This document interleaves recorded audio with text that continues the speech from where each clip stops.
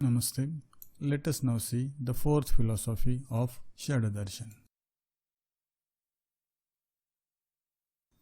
We will see in this video first the correlation between Sankhya and Yoga philosophy. Then we will see what is Yoga, its origin, various works and commentaries, and we will see in detail little Yoga Sutras of Patanjali. As we have already seen, the six traditional systems are Nyaya, Vaisheshika, Sankhya, Yoga, Mimamsa and Vedanta. They generally deal with four topics, that is existence and nature of Brahman or Ishvara or God, depending upon your own faith. That is Jnana Yogis will call it Brahman, Bhakti Marga and Karma Yogis will call it Ishvara. Then nature of the Jiva or the individual soul, creation of Jagat or the world, and lastly Moksha or liberation and the disciplines which lead to this liberation. Now let us see the correlation between Sankhya and Yoga Darshan. The philosophy behind Yoga system is found in Sankhya. The word Sankhya has been derived from Sankhya, which means Jnana or knowledge. Since the Sankhya system of Seja Kapila declares Jnana as the sole or primary means of attaining moksha called Kaivalya. The Sankhya system accepts only Purusha, the individual soul, and Pradhana or Prakriti, the nature, as the fundamental reality and does not accept Ishvar or God. Hence it is sometimes called Nirishvara Sankhya or Sankhya without Ishvara. Yoga Darshan accepts all the principles of Sankhya and also in addition Ishvara or God. It has been designated as Seshvara Sankhya or Sankhya with Ishvara. In the Sankhya system, Tattva Gyan or inquiry into the nature of the truth is of primary importance. Whereas in Yoga system, it deals primarily with sadhanas or spiritual disciplines. That is why the Yoga Sutras of Patanjali, the basic text of Yoga system, begins with the words Atha Yoganushasanam, that is, now the teaching of Yoga is begun. Instead, in all the other philosophies, it starts with the words Jigyasa or Mimamsa, that is, inquiry. Let us now see what is Yoga.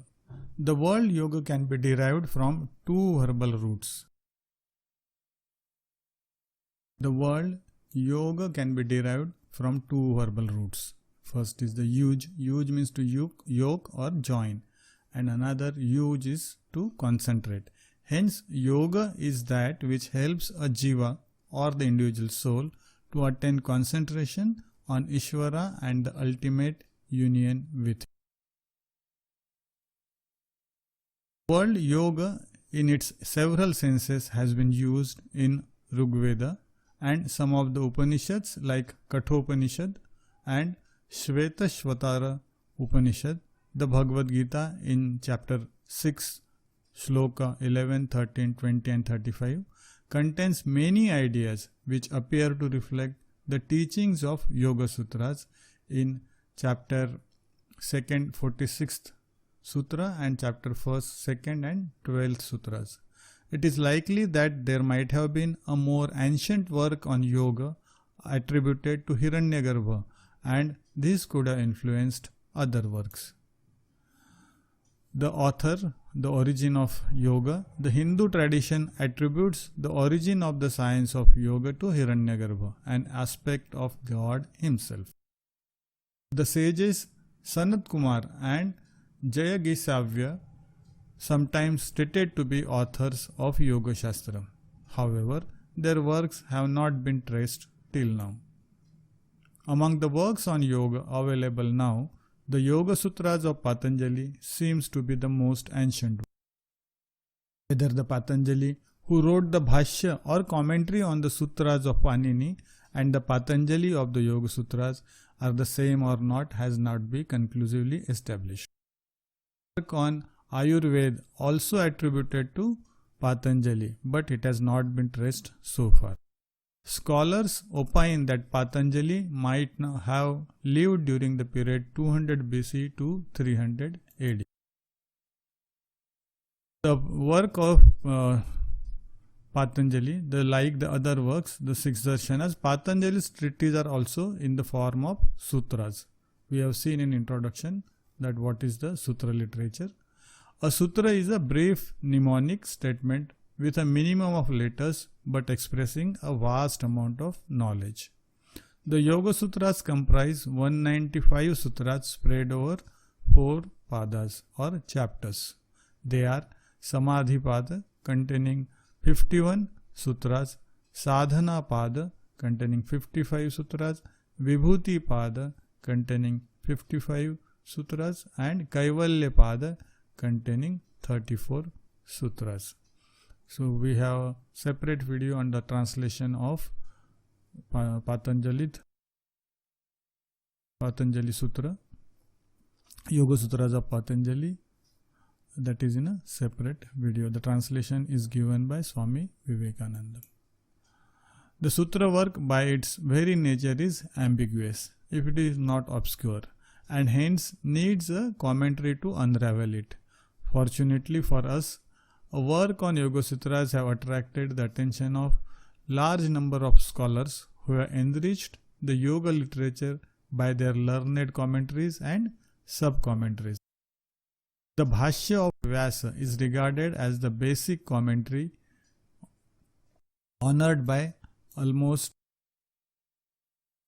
all the later writers. This Vyasa is considered to be different from the traditional Veda Vyasa and lived perhaps during period 400 AD.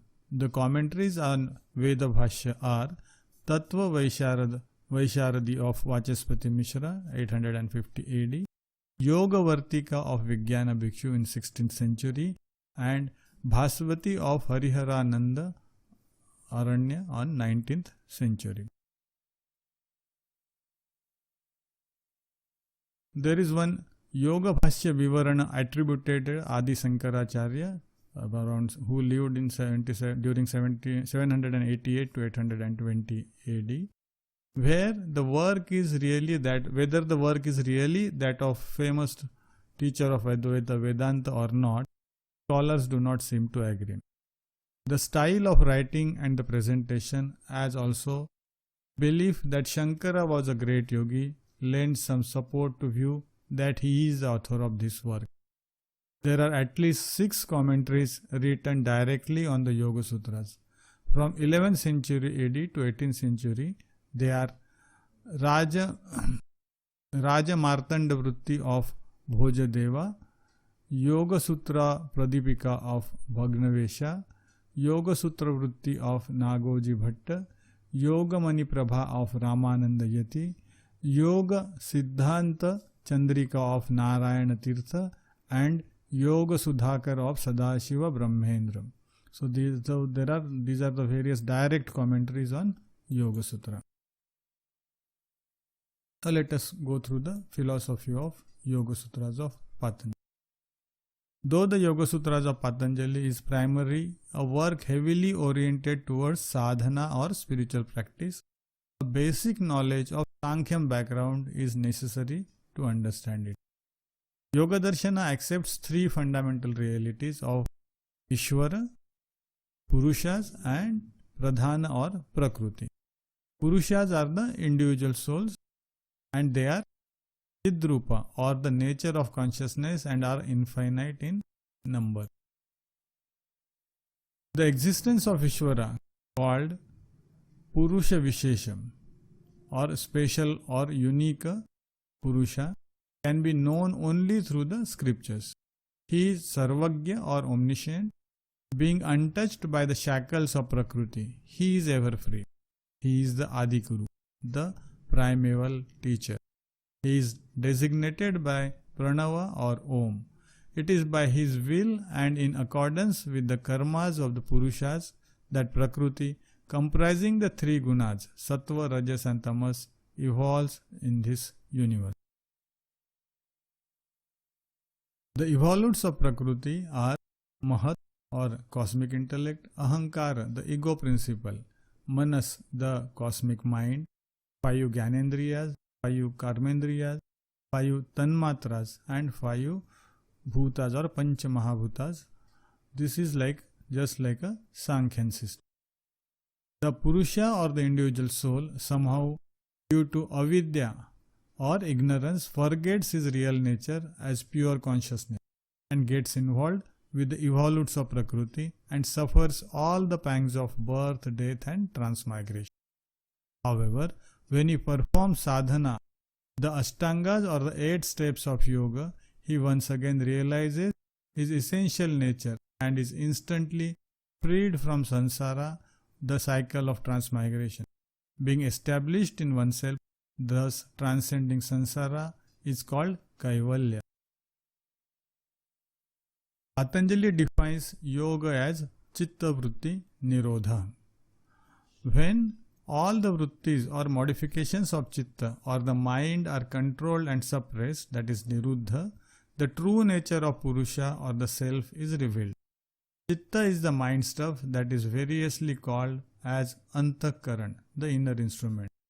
Manas, the mind, or Buddhi, the intellect. The waves of thoughts, feelings and emotions that arise in it due to the impact of sense objects upon it through the sense organs like eyes, ears, etc. are called Chitta Vritti. Though these Chitta Vrittis appear to be innumerable, they can be classified under 5 groups. First is Pramana, that is means of right knowledge. Second is Viparyaya, that is false knowledge.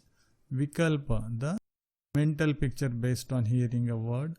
Nidra, and 5th one is Smruti or memory. So these are the Chitta Vrittis explained by sage Patanjali. Let us see briefly what are these Chitta Vrittis or Vrittis. Pramana is the means of right knowledge. The Pramanas are 3, that is Pratyaksha, that is direct perception, Anumana, that is inference, and Agama, that is words of reliable person and the scriptures. Viparyaya is the false knowledge, as that of we can wrongly assume snake as the rope as a snake in semi-dark. Vikalpa is the mental picture that arises on hearing a word or words like Rahu's head. Rahu is the malefic planet, has only the head and no other part of the body. So this is Vikalpa. Hearing a word, we get an image in our mind. Nidra or sleep is that condition of mind where its modification arise out of preponderance of tamas, that is sloth. Smriti is the memory of previous experience. So based on our memory, whatever experiences we get, that is the smruti.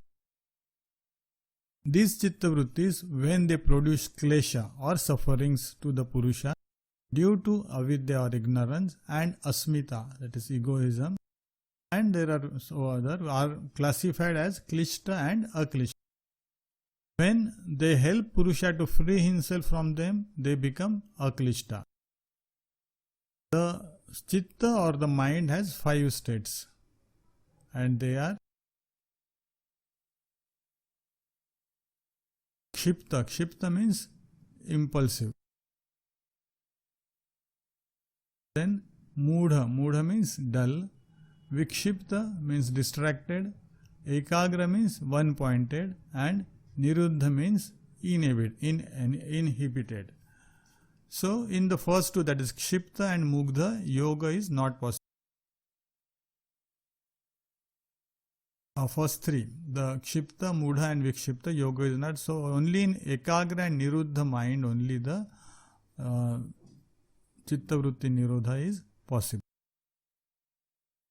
So when Sattva predominates, the mind can attain one-pointedness, leading it to Samprajna Samadhi, that is state of perfect concentration, where there is clear cognition of the object. In the last, the Niruddha, the state, there is total suppression of all modifications, leading to Asamprajna Samadhi, where no object is cognized and the Purusha remains established in his intrinsic state. Then he becomes a mukta, a liberated soul, freed from all the trammels of Prakriti. Patanjali calls the obstacles to yoga as antarayas, that which comes in between, and lists them as 9.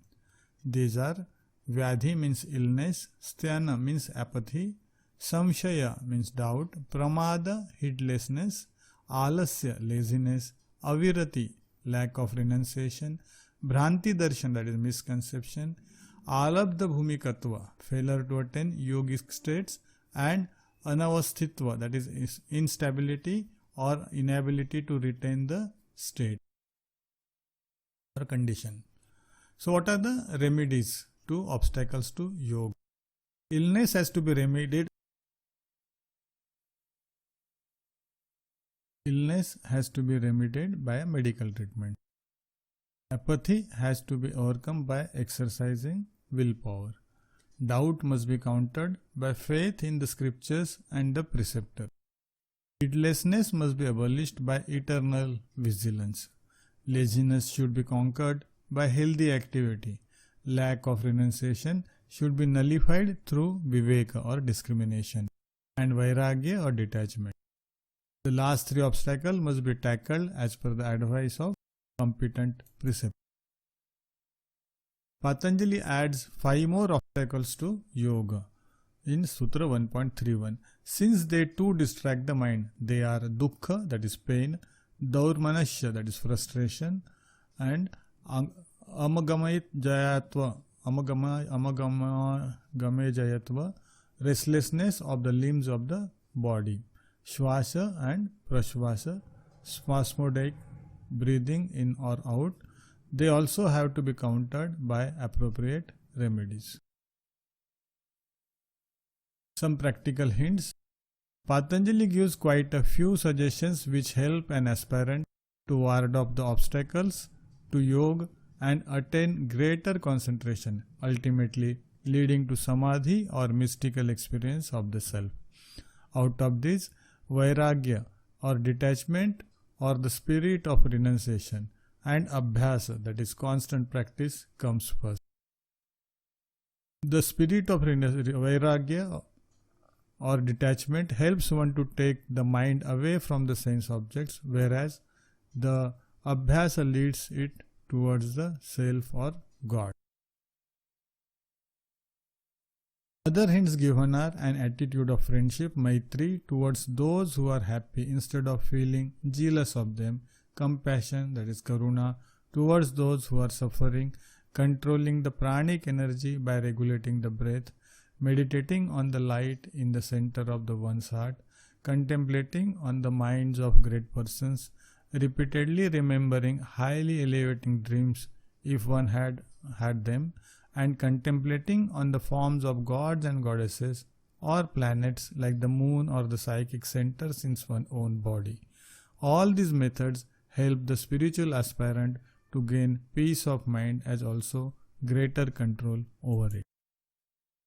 Let us now go to the famous Ashtangas or 8 limbs of Patanjali Yoga Sutras. The Purusha or Jivatman, that is individual soul, is in bondage because of his inordinate attachment to his body-mind complex, which is the product of Prakriti. The aim of yoga is Viyoga, that is separating of the Purusha from the clutches of Prakriti. This comes about by Viveka Khyati or the knowledge that Prakriti and Purusha are essentially separate from each other. Khyati means knowledge and Viveka means discrimination. What are these Ashtangas? The Yoga Sutras prescribes a graded discipline comprising of 8 limbs called Ashtangas or Yoga. While limbs, they are not steps. Limbs because we cannot get away with any one of them. We have to follow them combined together. They are Yama, that means restraint, Niyama, observances, Asana, posture, Pranayama, control of vital currents, Pratyahara, state of withdrawal, Dharana, concentration, Dhyana, meditation, and Samadhi, that is total absorption. Out of this, The first 5 are considered as Bahirangas or external aids, and the last 3 are called Antarangas or internal aids to yoga, also called Sanyamas. Now let us see one by one each step. The Yama, the first step, consists of Ahimsa, non-injury, Satya, truth, Asteya, non-stealing, Brahmacharya, the continence, and Aparigraha, non-acceptance of gift, constitute Yama, the first step. It contributes to social harmony and the latter to personal purity. Niyama includes Shaucha, that is cleanliness, Santosha, contentment, Tapas, austerity of body, speech and mind, Swadhyaya, study of holy books and repetition of mantras like Om, and Ishvara Pranidhana, devotion to God. The 3 disciplines of Tapas, Swadhyaya and Ishvara Pranidhan are grouped together by Patanjali and called as Kriya Yoga. This is the effective as shortcut to yoga. This Kriya Yoga is different than what is Yogananda's Kriya Yoga. Third is Asana. Asana is the posture in which one can sit steadily and comfortably for the practice of yoga. Yoga Sthira Sukham. This is what the Patanjali says about asana. Next is the pranayama. Fourth, pranayama is controlling the vital energies in the body through the regulation of breath. Fifth is the pratyahara. Asana is a posture in which one can sit steadily and comfortably for the practice of yoga. And pratyahara is the sense organs are withdrawn from the sense objects. They remain merged as it were in the mind. That is called pratyahara. Next 3 steps are disciplines are dharana, dhyana and samadhi. They are actually 3 continuous steps of same process. In dharana, the mind is fixed on the object of concentration. When this concentration becomes uninterrupted, like the oil being poured from one vessel into another, it is dhyana. When dhyana ripens into state of total absorption on the object, so much so that aspirant is not aware of even his own existence, it is called samadhi. Samadhi can be attained by Ishvara Pranidhan or devotion to God. Also, Patanjali terms these 3 steps together as Sanyama, and this Sanyama should always be on one and the same objects. Lastly, we will touch upon Yoga Siddhis. The belief that one can attain supernatural powers by tapas and by the grace of God is very ancient. Patanjali describes quite a few of such powers in the 2nd and 3rd chapters in order to generate faith in the minds of ordinary seekers of truth. For instance, he declares that while in the company of a person who is well established in the virtue of ahimsa, even animals inimical to one another like tiger and cow will live in peace and mutual harmony. The words of the person rooted in satya will be infallible. One who observes aparigraha very strictly can get a knowledge of his past and future lives. Sanyama or different objects endow the yogi with several occult powers. For instance, by Sanyama on the 5 elements like Prithvi, that is earth, Apa, water, the yogi can get Ashtasiddhis or the 8-fold powers like Anima, that is power to become atomic in size, Mahima, power to grow to any large size, and so on. Some of the other powers given in the work are thought reading, disappearance from view, getting enormous strength, understanding the language of animals and creatures, and so on. However, Patanjali, who is a scientist of mind, describes these powers, since they are part of the science, also cautions the aspirants of yoga not to seek them. The temptation for these powers can lead him away from the goal of his life, that is Kaivalya or liberation. But after the attainment of Kaivalya, since he may continue to live for some more time due to Prarabdha karma, the karma that has started his life, he will have to he will have those powers and can safely use them for the good of mankind. Let us now conclude. Yoga system primarily deals with sadhanas of spiritual disciplines. That is why Yoga Sutras of Patanjali, the basic text of yoga systems, gives 8 limbs for direct perception of reality or Atma Jnana. Thank you for listening.